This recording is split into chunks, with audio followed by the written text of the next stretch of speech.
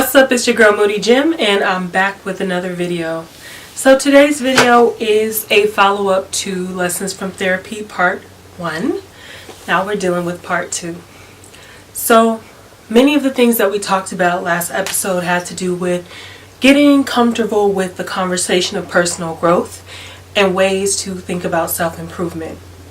So as promised, I said I would do a follow-up video that tracked the progress of relationships and things like that.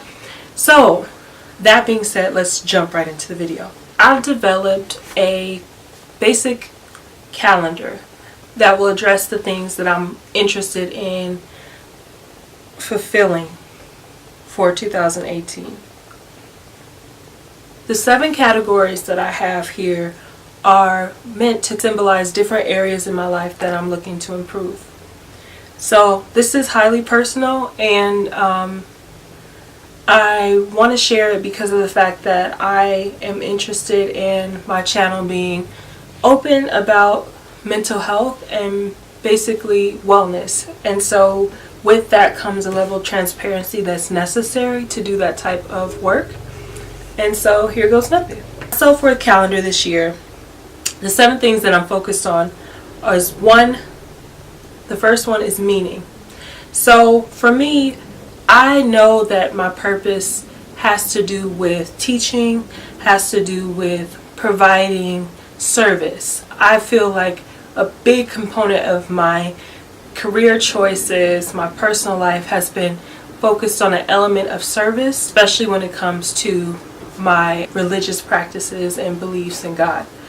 In finding my meaning as a 20-something-year-old, I am looking to move beyond my personal trepidations and things that I feel like, kind of hold me back from pursuing my true purpose and meaning in life. And so I'm interested in being pushed a little bit more to figure out exactly what my purpose and my meaning for my life is in more ways that are more meaningful.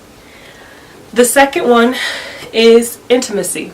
So developing intimate relationships with others, intimate relationships in terms of closeness. Intimacy is basically something that's developed through trust. And so one has to be able to be trusting of others and trusting of yourself in order for you to kind of gain intimacy. So for me, intimacy is not necessarily romantic, but more so in developing more trust in the way that I navigate through my relationships. The third category is joy. As a person who suffers from depression, a lot of conversation around happiness is that, you just want to feel better. You want to feel happy. But happy is not a place that you arrive at. So happy is temporary. I feel like if emotions are temporary, and if there is something to be gained from life, it would be to experience the highest forms of these emotions. So I don't want to just be happy. I want to feel joy. I want to feel joyous about life, celebrating new journeys, celebrating with others on their new journeys.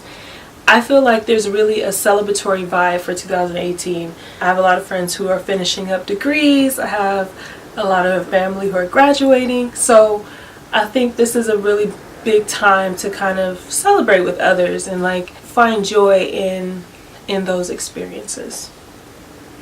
Fourth category that I wrote down here is contentment. So if not the perfect balance for joy, contentment is just all about being happy or literally content with where you are. Contentment for me is a struggle as a person with, as I said, mental health issues, and basically as a person who struggles with being happy. I think that contentment really is a level of comfort and being okay with basically emotions being temporary, the experience of life and the ups and downs that come, but being content with where I am is an emotional place, it's a financial place, a spiritual place. So contentment for me will take on different forms as I try to navigate and really figure out what it means to be content, not be stagnant, which I'm all too familiar with. So contentment's going to be a tricky one, but I think that I wrote this down because in everything there is a need for balance. And I think that as a person who lives kind of on the extremes of emotions, that finding a place of contentment will be beneficial for me. My fifth category is satisfaction. So for me, contentment is being okay, and I feel like satisfaction is very similar. I would say that the main difference between the two is that with contentment, it's allowing you to be okay, whereas satisfaction is allowing you to be satisfied, to be full, to be complete. And I think that in my career and in my education, I'm looking for that satisfaction. I'm looking to arrive at a place where I am happy and able to move forward in a way that I feel like really fits into my true intentions for even starting out in my career. So satisfaction is definitely something that I want to apply to my academic / professional life. Pleasure is number 6. To count on I'm looking at my tablet here to kind of keep track of my different things. And I'll upload this so you guys can see a close-up. I'll probably put it somewhere over here. Pleasure. The reason I wrote this down is because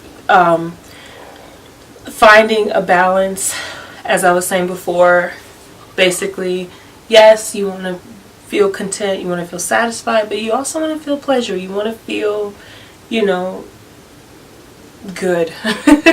So I guess in an awkward way, pleasure for me is, I guess it's sexual, but it's more so like, I don't know, it's just like enjoying life, I guess. For me, it's a little different than joy, because joy, I feel like I'm thinking more so in outward things, whereas pleasure is like more of an inner experience of like, ooh, like this food or this I don't know, this spa treatment, like all these different things besides sex, but sex is good. But anyway, like all those different things can kind of derive like, like a good experience. Like I just want more good feeling experiences, and I feel like writing that on my list was necessary.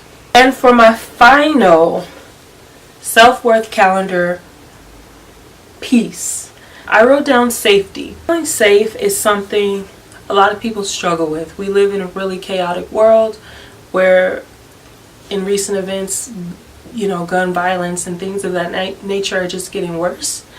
And I feel as though safety is something that you can't really control on the outside. It's something you feel on the inside that then resonates outside. And that's where it starts. But that does not mean it's the end of the conversation. I definitely think that in thinking of safety, it is something that is a social responsibility of all of us to be aware of and to address in productive and not reductive ways. So anyway, for my own personal idea of safety, I was thinking more so safety in my body. Like as a woman, street harassment is something that a lot of women face, and I'm no different in that regard. And I think that sometimes as a woman, there's this interesting balance between wanting attention but not the wrong type of attention. So while I may be out and I'm just wearing my clothes and just doing me, being approached, and I don't know, as a shy person, like I get a little bit uneasy about it. And of course when it's really aggressive, obviously, but even when it's not aggressive. So I think that I want to feel more safe and secure in my body and in my selfhood.